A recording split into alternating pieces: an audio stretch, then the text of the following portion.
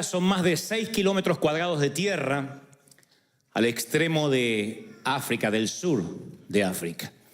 Y durante siglos este sitio ha servido para alojar una prisión, un leprosario, un manicomio y una base naval. 4 cosas interesantes. La base naval, el manicomio, el leprosario, pero es la prisión la que hizo célebre a esta isla perdida en algún lugar del mundo. Lo que hizo significante a este sitio es que fue el hogar de uno de los prisioneros políticos más famosos de la historia, Nelson Mandela. Y para los que no lo saben, porque puede haber alguno que no conozca a este héroe, Mandela se opuso a la segregación racial del gobierno. El gobierno entonces estaba diseñado para darle privilegios a la minoría blanca. Mire qué locura, los blancos eran una minoría. Sin embargo, había una segregación racial y querían disminuir los derechos de la población de la gente de color, de la gente negra. Entonces decían que había autobuses para blancos, playas para blancos, hospitales para blancos, y obviamente los que ellos llamaban los negros, de manera despectiva, no podían postularse para cargos públicos, y no podían vivir en vecindarios de blancos. El apartheid legalizaba el racismo y era realmente atroz. Y entonces Mandela recibió su educación en los mejores colegios cuando niño, hijo de madre cristiana, criado con valores cristianos, y a mediados de los años 50 Mandela era una amenaza. Se le decía que era la esperanza de la cultura negra, la esperanza, una suerte de Martin Luther King de allí de África. Pero en 1962, por un tecnicismo fiscal y legal, lo mandaron a la cárcel, de manera injusta obviamente, y durante los siguientes 27 años, señoras y señores, pasó su vida tras las rejas. Casi 3 décadas, encarcelado injustamente. Y cuando uno piensa que pasó casi 30 años tras las rejas, uno se pregunta cómo puede ser que la estadía en la cárcel puede llegar a ser un plan de Dios. ¿Cómo puede ser que esto, en lugar de exaltar, exacerbar lo mejor de Mandela, no sacó su peor versión? ¿Podría venir algo bueno de encarcelar a un hombre inocente? Cuando vemos esta historia y yo pienso en Mandela mirando durante 27 años, que claro, cuando uno lo dice así, dice, bueno, 27 años no es tanto en una vida de un hombre tan mayor, pero hay acá personas de 27 años, de 30, es toda una vida viviendo lo que estás viviendo de un modo diferente a tal cual lo conocías. Perder la libertad, pienso que es una de las cosas más espantosas que nos puede ocurrir. Yo decía en el servicio anterior que la libertad, salvando las distancias, es muy similar a la salud. Cuando uno la va perdiendo o la está perdiendo, recién la empieza a valorar. Uno no dice, doy gracias a Dios porque hoy estoy sano, porque mis pulmones funcionan bien, porque mis riñones están bien. Uno no da gracia por eso. Pero cuando de pronto tienes que hacerte diálisis o tienes que pasar por temporadas en camas de hospital, en camas de hierro, con sueros intravenosos, con respiración asistida, empiezas a valorar la salud. Uno no la da por sentada. La salud la damos por sentado, a menos que tengas una salud frágil. La mayoría damos por sentado la salud, el tener voz, el poder hablar. Le digo siempre al Señor que no quisiera algún día, aunque sea muy viejito, tener Alzheimer, porque mi mamá lo tuvo. Me veo como un hombre formulando preguntas de la nada o recordando solo algunos episodios fragmentados y me da pavor. Entonces, una de las cosas que yo no doy por sentado es la mente. Yo trabajo con la mente, como decía recién Zapata, somos la reserva intelectual de Latinoamérica, y para un sistema cognitivo intelectual uno debe tener la mente en perfectas condiciones. Perderla me aterra. Perder la libertad me aterra más aún, porque la libertad también la damos por sentado. Pero un día, de manera justa o injusta, te dicen en qué horario vas a comer, qué vas a comer, cuándo te vas a levantar, cuándo te vas a acostar. Deciden por tu vida qué vas a vestir, cuál es la última ropa que te vas a poner. Y ahí uno se da cuenta que esas cosas nimias, esas cosas triviales como ¿dónde vamos a comer hoy? ¿Nos tomamos algo por allá? ¿Salimos al cine? Son lujos que no vas a volver a tener si te privan de la libertad. Mandela tuvo que aprender a convivir con esa soledad, con el infortunio de estar entre rejas por 27 años. Pero la pregunta es, ¿podría haber una estrategia mayor del creador detrás de una temporada tras las rejas. Mi pregunta es, sin esa prisión, sin esas casi 3 décadas, ¿se habría forjado este líder intelectual, refinado, cultivado? Cuando yo veo todo el mosaico de la vida de Mandela, cuando yo veo toda su vida de una manera en perspectiva, yo digo, es indudable que ese sufrimiento fue parte de su formación, de su carácter. Si el maestro estaba obrando algo extraordinario en Mandela y para eso permite que este caballero pierda su libertad tras las rejas, a mí me lleva a otra pregunta, casi por carácter transitivo, es, ¿no será que este también puede ser un modus operandi de Dios para muchos de nosotros? No estoy deseando que pases una temporada en la cárcel, pero digo, ¿no será que hay momentos en la oscuridad que debemos atravesar? Valles de sombra y de lágrimas que los pastores, los ministros solemos subestimar o minimizar, diciendo, no diga eso, no lo confiese. ¿No será que parte de la formación de Dios en el carácter de cada uno de nosotros tenga que ver con situaciones que no son del todo gratas, no son del todo felices? Digo, porque si Mandela, después de esa temporada, sale de la cárcel y termina convirtiéndose en un presidente, en el primer mandatario de su país, es obvio que hubo un plan. Él mismo lo reconocerá. Dirá, si no fuera por la cárcel yo no me hubiese preparado, no habría estudiado, no había aprendido el arte de la negociación, el arte de capacitarme. Hubo una reingeniería mental en todo lo que él hizo a partir de estar confinado o privado de la libertad.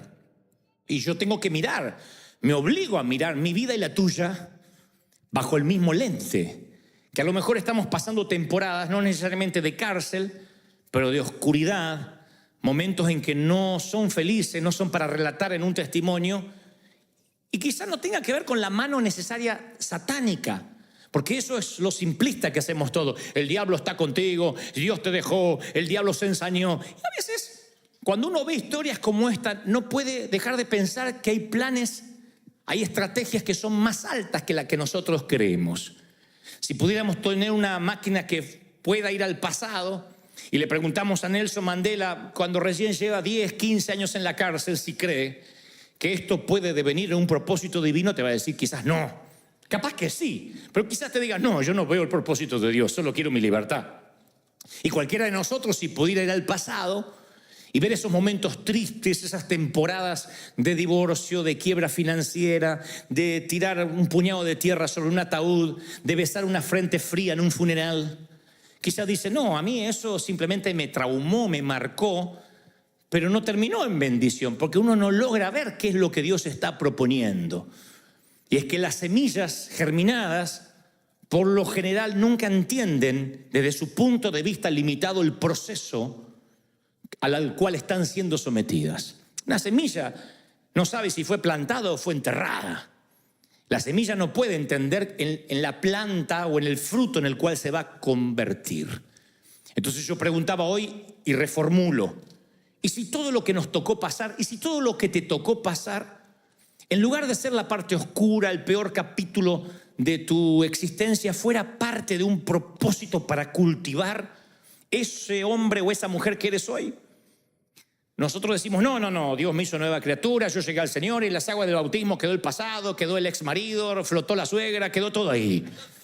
¿Y si Dios?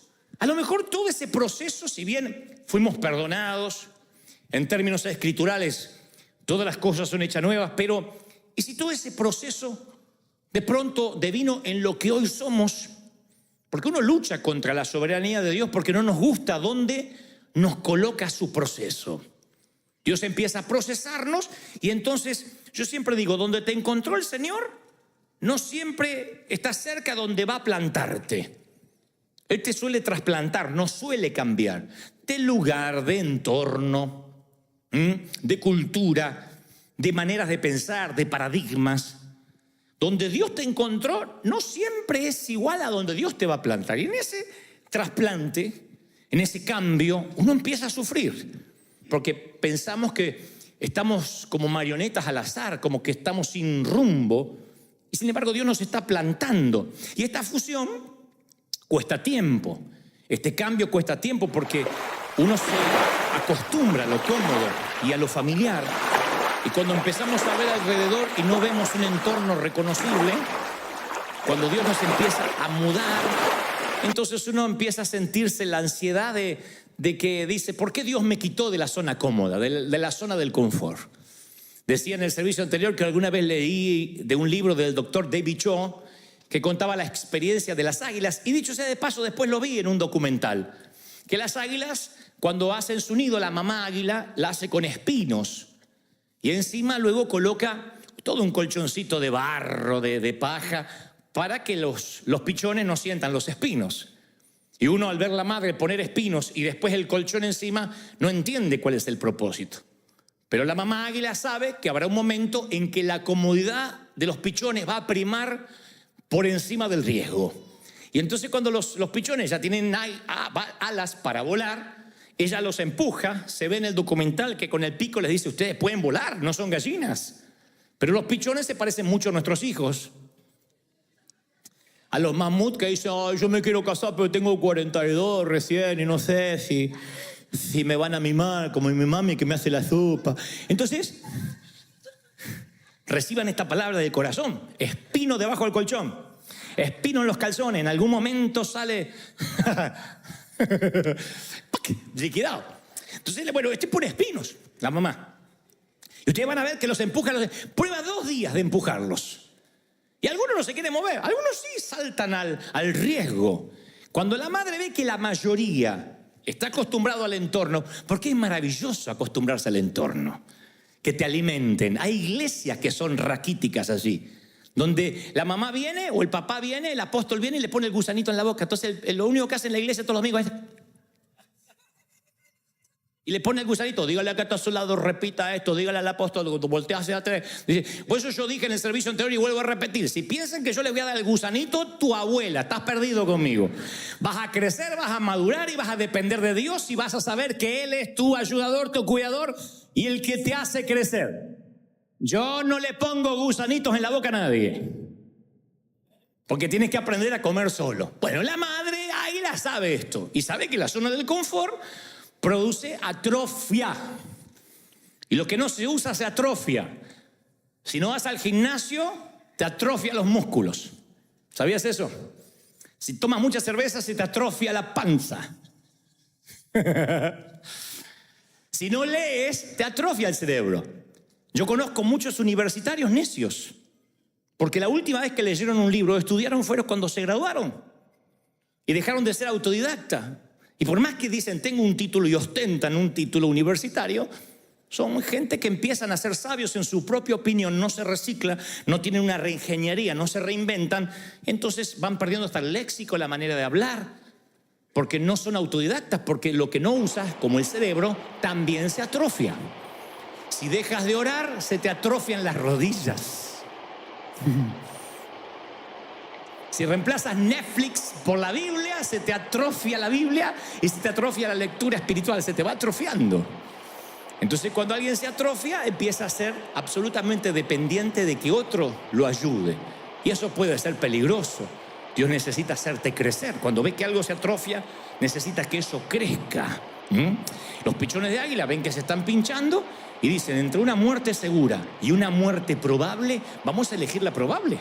Y se tiran más allá de los riscos y van a ver en los documentales que pum, pum, pum, se pegan contra los sitios más altos hasta que finalmente se dan cuenta que son águilas y pueden volar.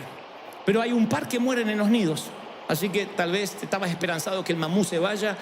Hay algunos que mueren en los nidos, ahí desparramados en tu cama, diciendo, no, estoy esperando la voluntad de Dios, y no se va a mover. Pero la mayoría sale cuando siente que está entre espinos. Yo pienso en esta metáfora y digo, sí, porque Dios nos traslada a veces a campos irreconocibles, donde allí es que nosotros vamos a empezar a conocer lo que es el crecimiento, lo que es desarrollarse. Yo he conocido personas, creo que en mi edad he conocido a personas de las más interesantes que ha habido en el mundo.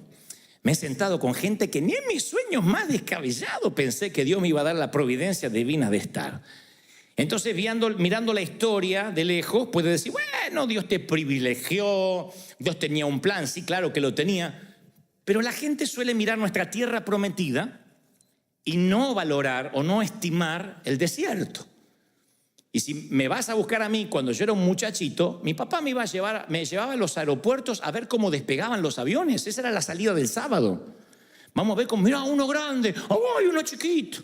Y de tanto en tanto decía, papá, ¿y yo podré volar en uno de esos? ¡Está loco! Porque eran así alentadores los papás de antes. ¡Está loco! ¿Sabes lo que sale? Viajar ahí. Aparte, ¿a dónde vas a ir? Porque nosotros pensábamos que no había más mundo aparte de Argentina. Sabíamos de México, algo por el Chapulín, pero hasta por ahí nomás. Pero no sabíamos que había otro mundo. Y me acuerdo de esos tiempos donde yo estaba convencido de que mi vida iba a quedar así. Y si también usas la misma máquina del tiempo para ir a ver a Mandela cuando joven, o en la cárcel, para irme a verme a mí cuando niño, te hubiese dicho, no, estoy con zapatos despegados, heredando los pantalones de mis hermanos. ¿Cómo voy a pensar que Dios puede tener un plan? Yo hubiese estado convencido que yo no estaba plantado, que yo estaba enterrado. Y ni en mis más descabellados sueños yo hubiese imaginado vivir lo que Dios me ha permitido vivir. Claro, porque la semilla de quien yo era no podía comprender el fruto que daría o la planta en la que Dios quería que yo me convirtiera. Entonces no me desperté una mañana y fui la persona que tú ves hoy. Nada fue de casualidad, nada fue suerte. Todo tiene que ver con proceso, con cultivo, con tiempo, como tu vida. Porque a veces pensamos, bueno, aquel porque es más conocido, el otro, pero todos pagamos un precio por ser quienes somos, ¿o no? Todos aquí tienen una historia triste para contar, ¿o no? ¿Quién dice, no, mi vida fue de cuento, a mí mi vida la produjo Disney? ¿Quién? Todos tienen una historia triste que contar. Todos dicen, wow, yo tengo una temporada en el hospital, yo tuve temporadas en el panteón, yo pasé por divorcios, por crisis. Lo que pasa es que las iglesias nos volvemos demasiado higiénicos, hacemos de la Biblia una Biblia aséptica, la higienizamos demasiado para decir, no, hay que vivir en victoria, está todo bien, y nos ponemos caretas. Pero todos vivimos crisis, momentos difíciles. Lo que pasa es que en el proceso de la cuna a la tumba perdemos la autenticidad. Pero si pudiéramos realmente ser auténticos, todos pagamos un precio para estar donde estamos. Y pagaste un precio para tener hijos, pagaste un precio para no tenerlos, pagaste un precio por estar solo, pagaste un precio por estar casado. Y ese precio, ese costo, lo asumes como algo natural, pero tiene que ver con una línea, una línea de tiempo, tiene que ver con una línea de relato. O sea, tu vida no son una serie de cuentos cortos que no tienen conexión. Es una línea, es un relato. Dios sabe dónde ibas a pasar, dónde te ibas a criar, por una soberana razón, porque quería que crecieras. Lo que pasa es que Él no nos muestra los planos, y eso es lo que nos pone mal. Es posible que ahora mismo estés pasando una temporada difícil y te cuesta conectar los puntos. Dice, ¿y esto en qué me va a servir? Cuando teníamos nosotros que compartir la misma fruta, una mandarina para 4 hermanos, y me decías, ¿con esto vas a aprender algo? Yo decía, ¿qué voy a aprender con esto? Nada. Es como el que está en una sala luchando contra el cáncer. No puede entender que algo va a aprender. Pero después, cuando somos enredaderas fuertes y miramos hacia atrás, nos damos cuenta que lo que parecían ser accidentes, infortunios, es lo que nos forjó al ser el hombre que hoy somos, la mujer que somos. Es como que Dios sentaba bases y después volcó el concreto para empezar la construcción. Pero uno no se daba cuenta. Uno maldice donde nace, el entorno, pero es porque el maestro no nos permite ver los planos. Él dice, tú confía que yo trabajo. Nunca pensé yo que Dios iba a trabajar conmigo, que estaba trabajando conmigo. De verdad. Cuando yo voy a cualquier país le digo, ustedes no se comparen conmigo. Nunca van a ser como yo, porque ustedes son más aventajados que yo. Van a la universidad. Pregunto siempre, ¿quiénes aquí tienen estudios terciarios? Y la mayoría. Digo, yo no terminé la escuela secundaria. Entonces no me digas que te vas a comparar conmigo porque yo tuve más desventajas. ¿Quién de aquí tiene síndrome de Asperger? Y la mayoría no. Bueno, entonces no te compares conmigo. Porque cuando uno está luchando con síndromes, con problemas, con traumas, tiene que abrirse paso y pagar un precio mayor. Lo que pasa es que yo no sabía que yo era una semilla y Dios estaba trabajando. Yo pensé que Dios me había abandonado. Desde aquel niño que la maestra porque las maestras de antes eran tan sutiles. Desde aquel niño que la maestra me dijo en 4º grado, pero Goebbels, usted es tarado, que no puede dar una lección oral, y que yo me oriné frente a todos. Desde aquel niño, y en ese entonces no era que ibas a tu casa y decías, la maestra me llamó tarado, y la mamá quería incendiar el colegio. Eran tiempos que la mamá apoyaba a la maestra. La maestra me pegó, algo habrá hecho. Fin de la charla. Y yo me acuerdo que de aquel niño que dijeron tarado frente a todos, a este hombre que a veces voy a un país y hay un presidente que me quiere ver, y Dios sabe que no estoy contando esto con petulancia, Dios sabe el corazón con lo que lo cuento. Yo digo, esto tiene que ser un error. Y Dios me muestra que no, que hubo un proceso en el medio, que hubo un trato para mi carácter, para pararme, para enfrentar la vida.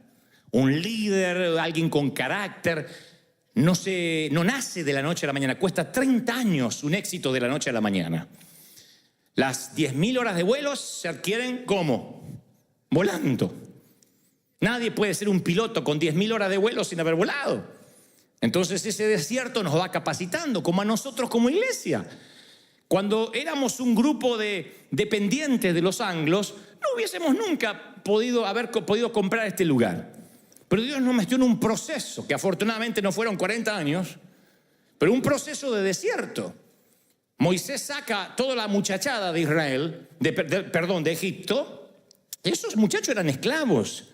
Si uno va a ver las leyes de salubridad que Dios les dio, hasta dio leyes de higiene, de cómo tenían que bañarse, cómo tenían que higienizarse las mujeres, porque eran animalitos, eran esclavos, sin dignidad, sin futuro.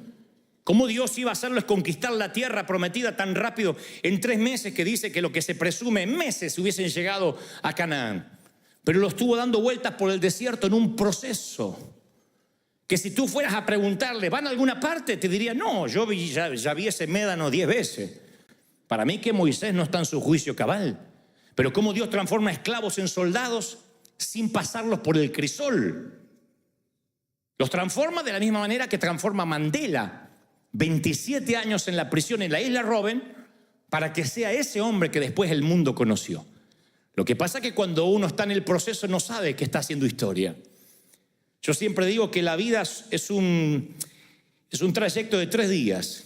El día de la cruz, el día que uno está en la tumba, muerto, y el día de la resurrección.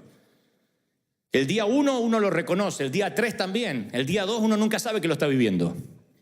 Cuando estás muerto y te cierran la piedra, uno no se da cuenta que es parte de un relato.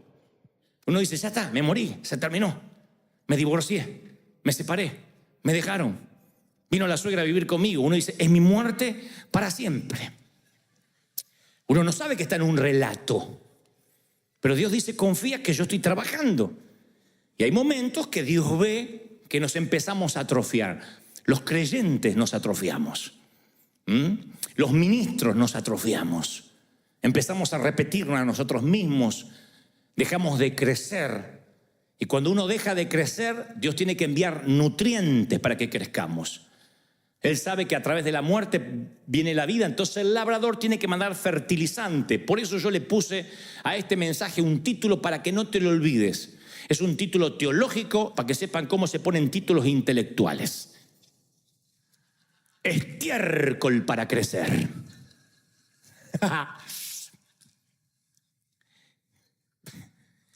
Porque el labrador, cuando dice no está creciendo, le pone estiércol para que pueda crecer. Y el estiércol apesta. Es maloliente, no hay estiércol francés. No. Pero ese estiércol es porque cuando hay comodidad y hay ciclos de estancamiento, él interrumpe nuestra conveniencia, nuestra comodidad, y dice, hay algo que se está atrofiando y necesita crecer. Tengo base bíblica. En la parábola sobre la higuera, que no daba fruto por 3 años, dice la Biblia que el dueño de la viña buscó fruto durante 3 largos años y nunca había fruto. Y al no encontrar ningún fruto, le ordena a su jardinero, a su labrador, le dice, mira, cortame este árbol que no sirve. Y noten esto, porque esto está en las Escrituras, tiene un significado, no es una mera anécdota o una metáfora, simplemente por ponerla. El labrador dice, Señor, déjela todavía este año. 3 años la habían esperado. Déjela este año hasta que yo cabe alrededor de ella Y ahí se nos escapa el detalle. Y la abone. ¿Saben lo que es el abono? Estiércol, fertilizante. Y si diere fruto, bien. Y si no, la cortamos. Lucas 13:8. El abono tiene nitrógeno, fósforo y potasio. Y la única manera en que crezca es cuando empiezas a oler mal. Cuando la vida se pone densa. Cuando la vida se pone cloacal. Y notas un aumento en la cantidad de estiércol, de problemas. Tienes que prestar mucha atención. No tienes que decir, ay, ¿qué me pasó ahora? Significa que hay un plan de Dios. Algo que tienes que saber que es parte de una temporada. Salomón divide la vida en 28 temporadas. Sin embargo, pareciera que los predicadores nos olvidamos del tiempo de llorar, del tiempo de arrancar. Hay tiempo de celebrar y parece que no, esto es de menos nivel. Y es como que editamos, censuramos lo que dijo Salomón. Como cuando censuramos que dijo, en el mundo tendréis aflicción. Como cuando censuramos que para ambos constructores de casas vienen las tormentas, para el que edifica sobre la roca y el que edifica sobre la arena. Es como que censuramos esas partes porque no, hay que darle victoria a la gente, repita conmigo, pero están ahí. Esos temas van a venir, esos problemas van a venir, el estiércol va a venir, es parte, es una señal de Dios que Él ve algo estancado, atrofiado, y entonces aplica una cantidad extra de excremento. Porque los problemas son como vitaminas, como nutrientes que te forman. Las pruebas te estimulan a crecer. Hagan memoria. Uno no es la misma persona después de pasar por una enfermedad que pudo haber sido terminal. Me consta, aquí hay damas que decían, yo me hacía problema por todo, hacía planteos y escándalos por un vaso sucio en casa. Un día tuvo que luchar contra el cáncer de seno, se sanó y ya no se preocupa. Ya las preocupaciones como el vaso sucio vuelan por fuera de su radar. Y no es que se hizo una persona necesariamente más buena, ordenó sus prioridades. Dijo, cuando estaba en el hospital y sabía que iba a ver a mis hijos por última vez, me importaba un cuerno el vaso sucio. ¿De qué te sirve una sala ordenada, un sillón impecable, cuando te estás muriendo en una cama de hierro en el hospital? Se ordenan las prioridades cuando de pronto el excremento te hace valorar lo que antes no valorabas. Mandela diría, nunca yo habría sido un autodidacta, alguien que leyó, alguien que se preparó, si no hubiese pasado por esas etapas de la cárcel, esas etapas de soledad, de la segregación aún dentro de la prisión. Entonces hay cosas que nos tienen que pasar para que nuestro carácter empiece a formarse.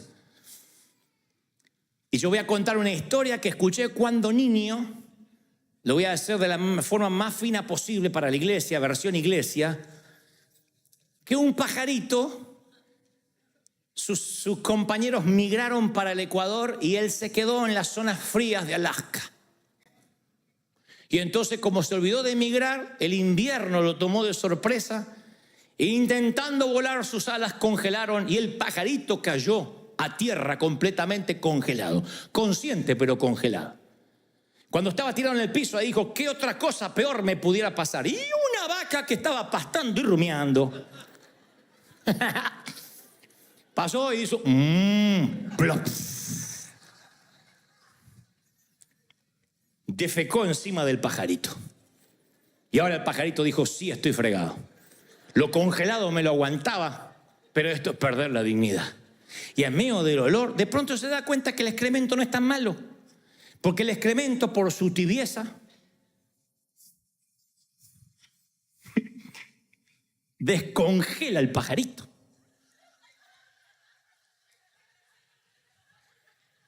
El hielo se derrite, prueben.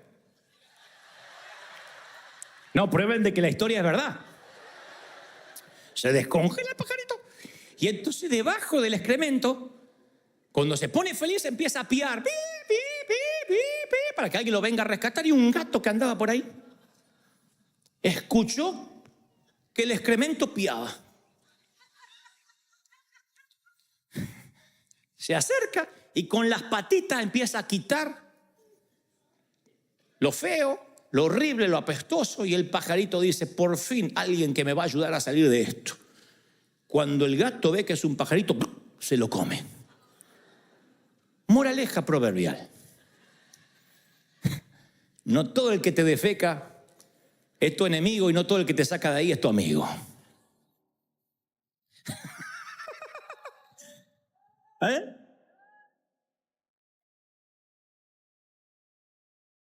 Entonces, hay momentos que nosotros nos quejamos por algo que se atrofió, por algo que se nos congeló. ¿Qué hace Dios? Abono.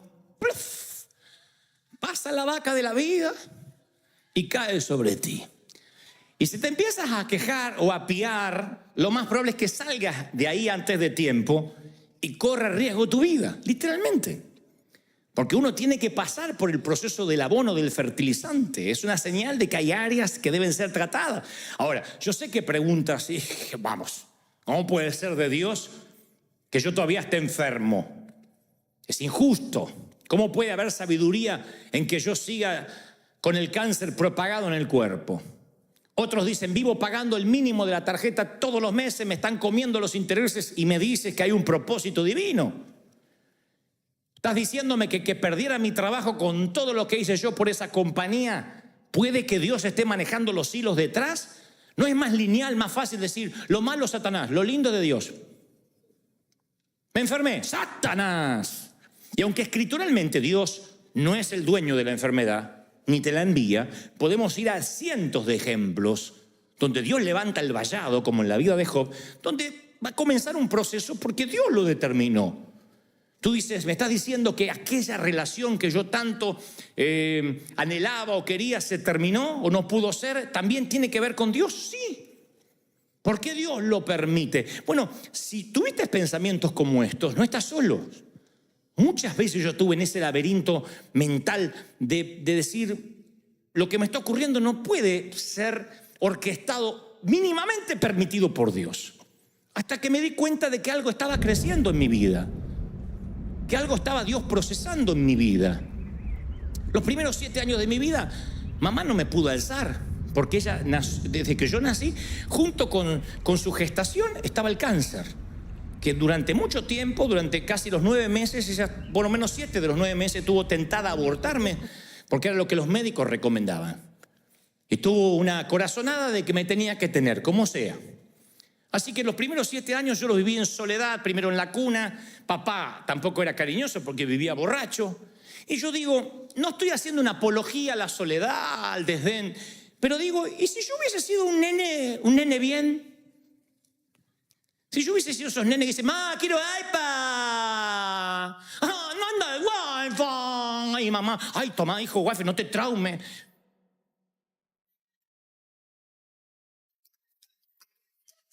¿Vieron que hay madres así? ¡Ay, la clave para el nene, la clave! ¡Que el nene está llorando! Hacen los nenes. Yo capaz que hubiese sido esa clase de gente que de adulto cree que el mundo le debe algo. Cree que Dios le debe algo. No piden, exigen, hacen pactos con Dios. Pacté por tal cosa. ¿Quién cuerno eres para pactar? Es alguien que de chiquito corrió, le trajeron el iPad, quiero el celular nuevo, el mocoso no hay para comer, pero él tiene el celular nuevo. Que acá no pasa esto, afortunadamente, todos esos padres vienen en el primer servicio. Pero imagínate. Yo digo siempre, también yo no fuera el hombre que soy. No digo que soy un hombre excepcional, pero yo me acostumbré a viajar liviano, a no ser desagradecido. El por favor y el gracias forman parte de mi estilo de vida. Tenga empleados o no, o subalternos o no, el por favor y el gracias se me inculcó porque las cosas había que pedirlas por favor. La madre te hacía comer lo que había. Siempre me decía, vas a comer la polenta, porque hay nenes en África que no tienen. Unas ganas de mandar por FedEx la polenta a África.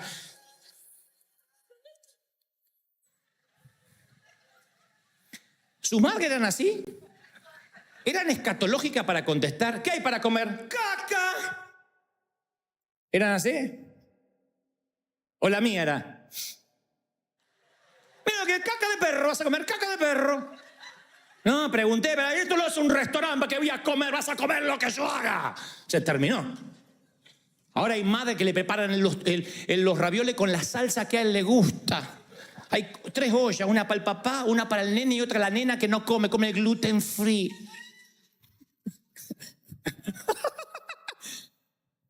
¿Loco o no?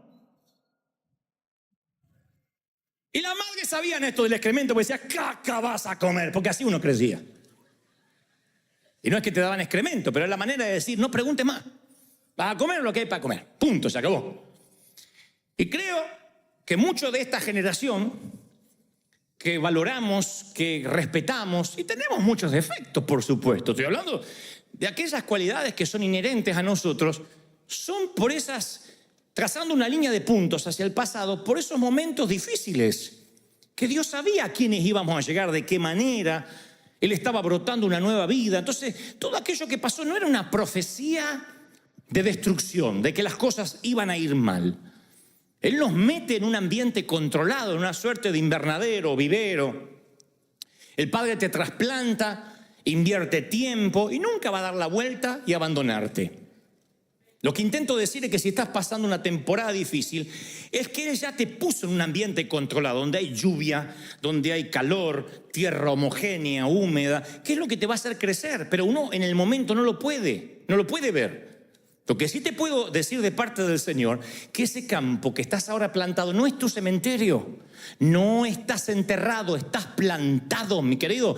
Dios está haciendo que crezcas, Dios está usando ese terreno para cultivarte, ¿o no?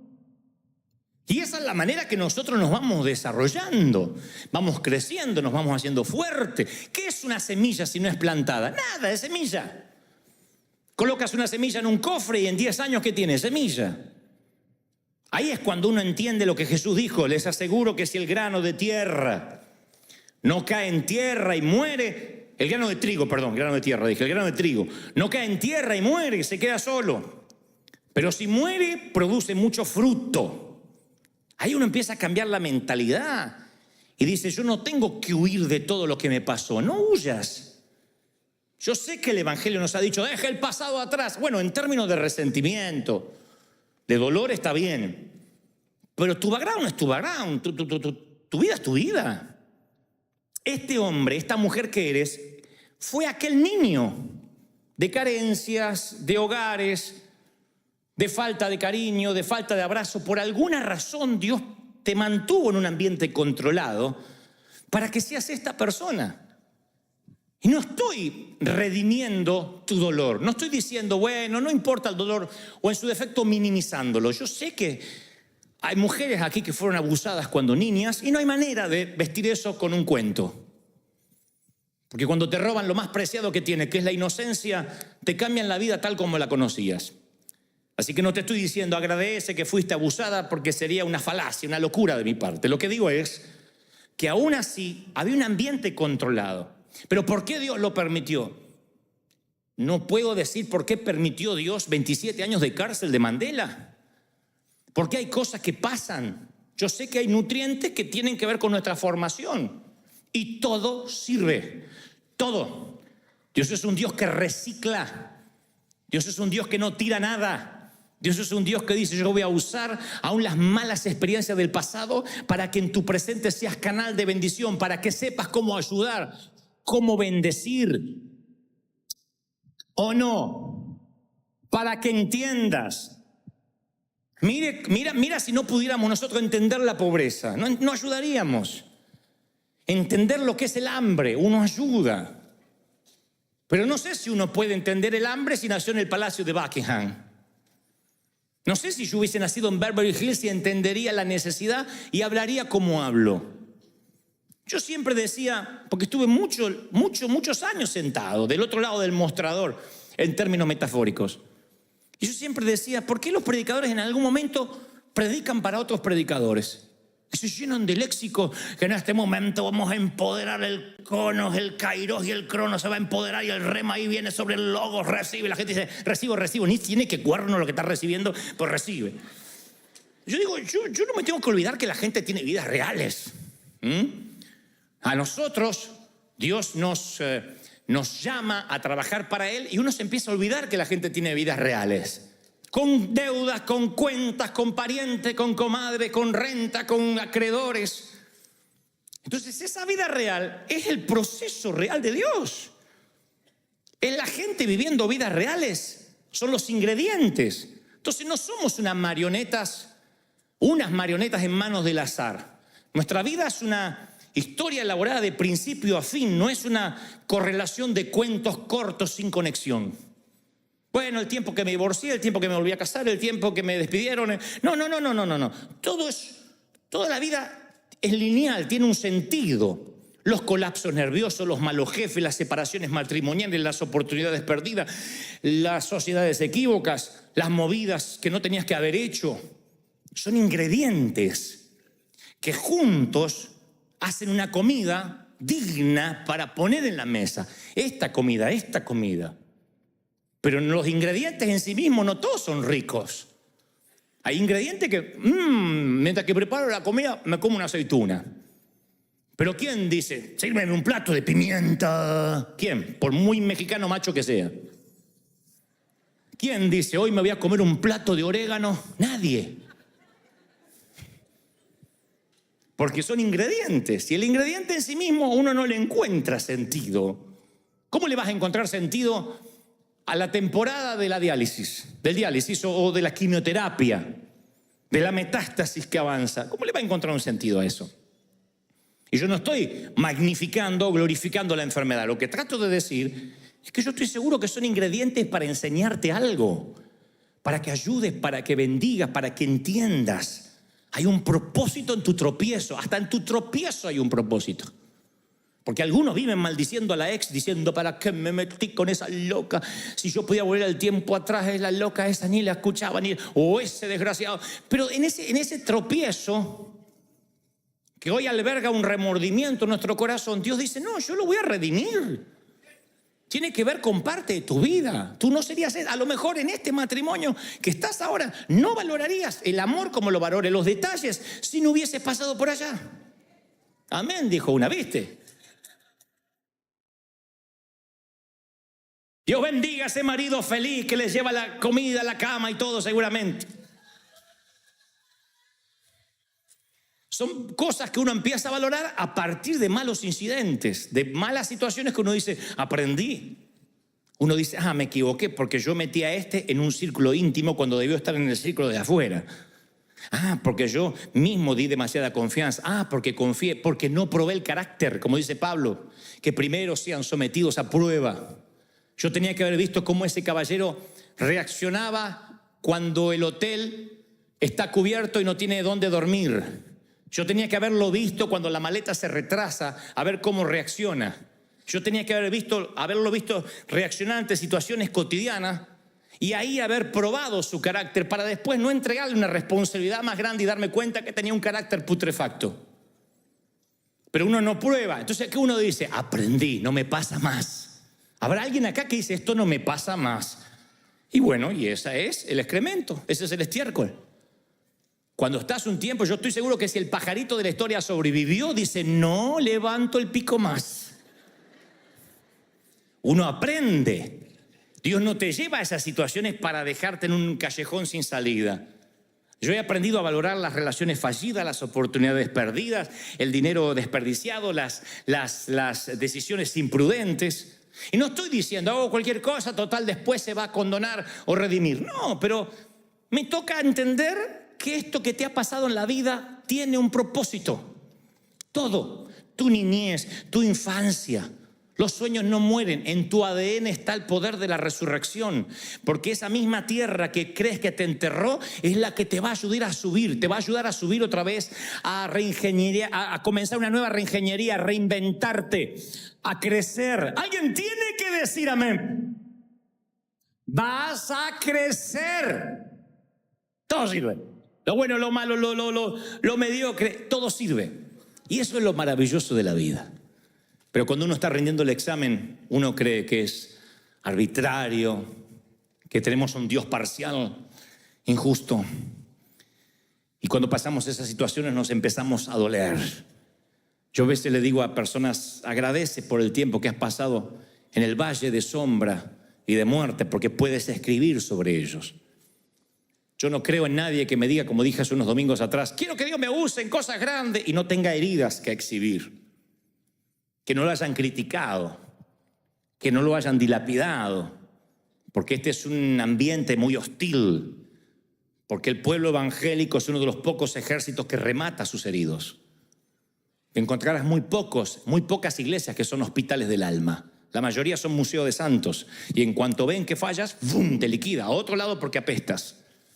Entonces tienes que estar preparado, no solo para el enemigo que está delante, sino para el propio entorno. ¿Dónde se aprende eso? En la universidad de la vida.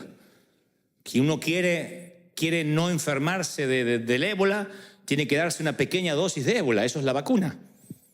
Te dan una pequeña dosis de aquello que quieres combatir. Y ahí generas el anticuerpo, ya tiene el ébola tu cuerpo.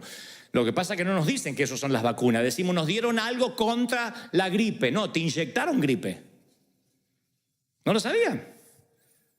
Me dieron algo contra la gripe para que no me enferme. Te pusieron gripe en el cuerpo. Una pequeña dosis de gripe para que las defensas suban y no estés propenso a enfermarte gravemente. Entonces, cuando alguien quiere ser curado del rechazo, ¿qué hace Dios? Excrementos para que te rechacen. Ay, que Dios me ayude en la baja estima. Van a venir y te van a decir, ay, qué gorda que estás, se te cayó el trasero, me parece. Señor, si pedí que me ayudara, ¿te está ayudando el Señor? Para que diga, mucha honra, tengo este trasero y no te importe. Trasero caído con seguridad vale más que trasero levantado con una mujer insegura. Anoten para los proverbios.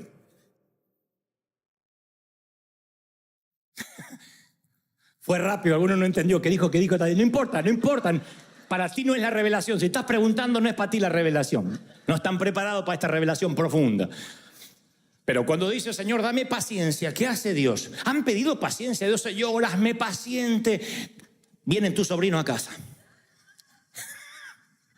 Hazme paciente, ayúdame, Señor, porque quiero ser paciente y que mi carácter... Y viene la suegra, buena. Dios lo manda, no Satanás, y lo que pediste. Dosis de ébola. Dosis de lo que quieres combatir. Eso es excremento. Abono, te hace crecer, te fortalece, hace que seas fuerte. Y Dios se lo toma tan en serio. Yo me tengo que cuidar mucho lo que predico, porque Dios parece que puso un ángel asignado y que le dijo, vos escuchás lo que dice y de todo lo que dice que lo viva.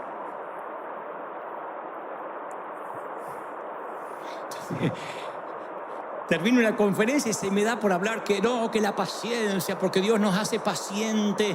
Y si tú eres paciente, porque la vida pasa una sola vez, valora los detallitos, no estés apurado. Hay un ángel que dice, bueno, listo, mañana operación hispano en migraciones. Y el otro día voy con la maleta y me tocan esos que estresarían a un monje tibetano marihuanero. ¡ay!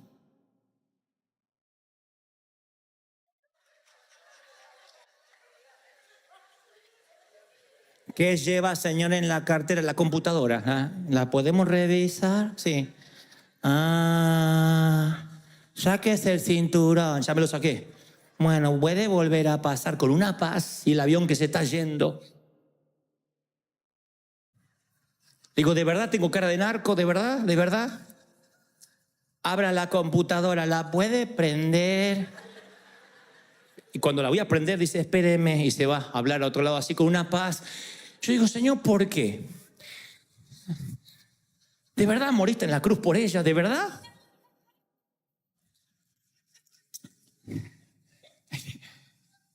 Y después Dios me dice, pediste paciencia, estiércol para que crezca. Pobre chica, no la estoy comparando, pero digo, abono para que crezca. ¿Querías paciencia? Bueno, si no, no hable, calladito la boca. Entonces, cuando tú le estás pidiendo algo al Señor, viene la prueba, viene la crisis y tiene que ver con eso que Dios quiere formar. Bueno, a Mandela lo confinaron a una celda de 2 por 2 metros, con una ventana que daba al patio. Estaba leyendo que tenía una mesa, un balde para lavarse y afeitarse, una manta, una silla.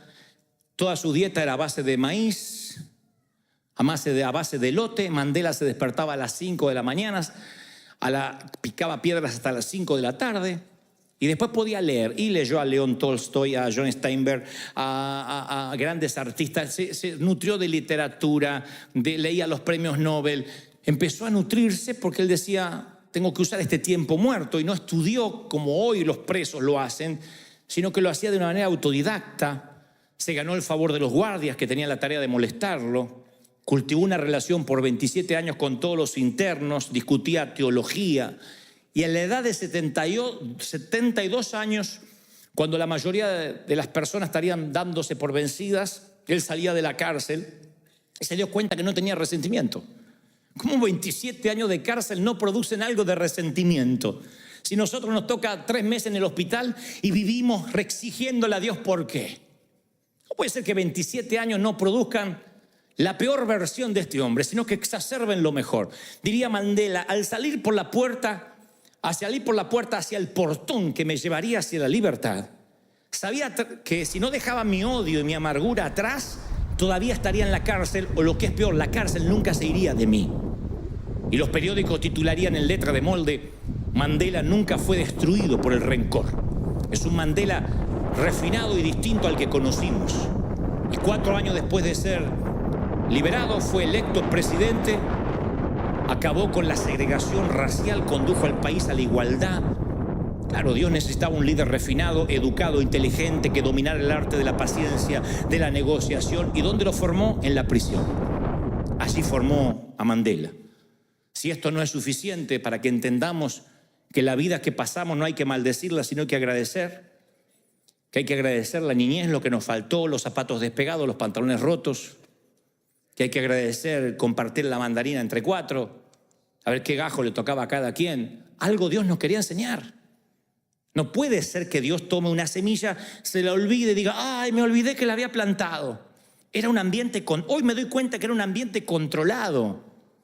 La enfermedad de mamá, la borrachera de papá, era un ambiente controlado. Las críticas que he tenido, el bullying de las maestras, era un ambiente controlado por Dios.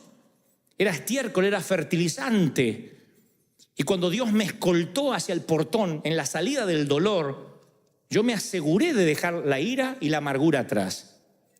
Porque después yo, si no me sanaba de mi pasado, iba a contaminar el mensaje. Y yo soy el camarero que puede, con las manos sucias o las uñas descuidadas, arruinar el menú que el chef prepara en la cocina. Yo tengo un montón de defectos, de verdad, no es modestia. Un montón de defectos y cosas que Dios tiene que tratar conmigo y que afortunadamente ustedes nunca sabrán.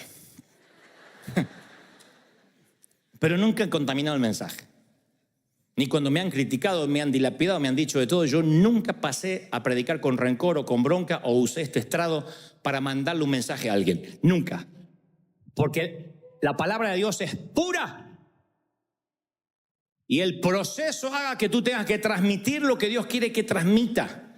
Yo he entendido de que si Dios, el labrador, me llevó todo un proceso, no va a permitir que yo produzca un vino amargo. Tanto tratar con la vid, tanto fertilizarme. Imagínense que ahora yo produzca un vino amargo. No, tú y yo vamos a producir un Cabernet Sauvignon, un Malbec argentino, como que el que me regala acá el hermano. Bueno, no iba a decirlo.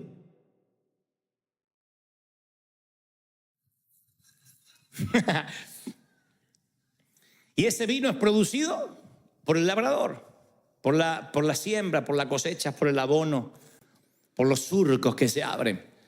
Mi querido, yo no estoy diciendo que te vayas hoy pensando, bueno, entonces redimo mi dolor. No, pero yo quiero que cierres la etapa del dolor con agradecimiento. Eso es lo que quiero que hagas hoy. Que bendigas el tiempo del divorcio. Yo sé que fueron momentos amargos de la corte y que cualquier pastor te dirá: deje eso atrás, ya está. Pero si no le pusiste un moño y lo cerraste, eso te va a seguir toda la vida. Y va a afectar tu pareja. Y va a afectar a tus hijos, los vas a contaminar, los vas a pervertir. Recuerden que pervertir a los hijos es desviar del uso natural. Y pervertirlos es ensuciarlos, que tu padre que me abandonó, que tu padre es un sinvergüenza, que andaba con las mujeres. Por hacer eso es porque no cerraste una etapa. Dios te permitió eso por alguna razón. Dios permitió el cementerio, Dios permitió la enfermedad. Hay razones. Yo estuve un día detenido, no 27 años, un día, injustamente. Fue las peores 24 horas de mi vida. Pero yo digo, si yo no hubiese estado detenido ese día, yo todavía sería un gerente de ventas. Un simple gerente de ventas ganando una fortuna. Sería tan pobre que lo único que tendría es dinero. Y Dios dijo: no, a este tipo lo tengo que procesar. ¡Pac! Y me procesó. Era la manera en que yo tenía que entender que Él quería ponerme abono. Y ese abono olió espantoso. Un día me quise escapar. del Señor. De adolescente me escapé, dije, no me encuentran más, me fui a vivir, le dije a mi papá, ni te voy a decir dónde estoy para que si te vienen a preguntar no sepas. Y me escapé. Tenía un departamentito chiquitito y de pronto me estoy bañando así, me resbalo en la bañera, me pego en la columna contra la bañera. El dolor, y yo supe que me había quebrado. Porque el dolor se me puso blanco todo, se me puso blanco, perdí. Y entonces, así como estaba, que no me pude ni envolver en la toalla, quiten la imagen mental ahora, pero tampoco había mucho para ver, pero bueno. Salí arrastrado hasta el balcón y grité, y me desmayé. Lo siguiente, estaba en una ambulancia. Y cuando estaba ahí en el hospital, lejos de mi familia, lejos de todo, yo supe que Dios me estaba enviando estiércol para que creciera. Si no, yo iba a ser el típico tipo que escapa de todo, que huye. Y Dios quería ser un hombre de mí que enfrente. Y entonces Dios me dijo, vas a tener que aprender. Al que ama, disciplina. Cerco de espinos, Gomer. Dios te empieza a cerrar. La historia de Oseas y Gomer es que Dios lleva a la mujer que vuelve a sus antiguos amantes, la cerca para que regrese otra vez a su esposo. Dios va a usar los métodos que tenga que utilizar para que tú regreses a casa, a sus brazos, para que vuelvas a creer. Entonces yo no quiero que maldigas más tu pasado, que agradezcas. Naciste en Guatemala, en El Salvador, en Colombia, en Dominicana, en una zona de cordones de emergencia. Agradece, por eso eres esa clase de persona. Por eso valoras, por eso no tiras comida. Por eso no eres el típico nene de mamá que quiere que le lleven el gusanito en la boca. Porque te criaste, te forjaste a lo hombre, a lo macho, como una mujer, como una dama. ¿Estás conmigo, sí o no? Vamos, celebra al Rey de Reyes, si lo crees. ¡Aleluya!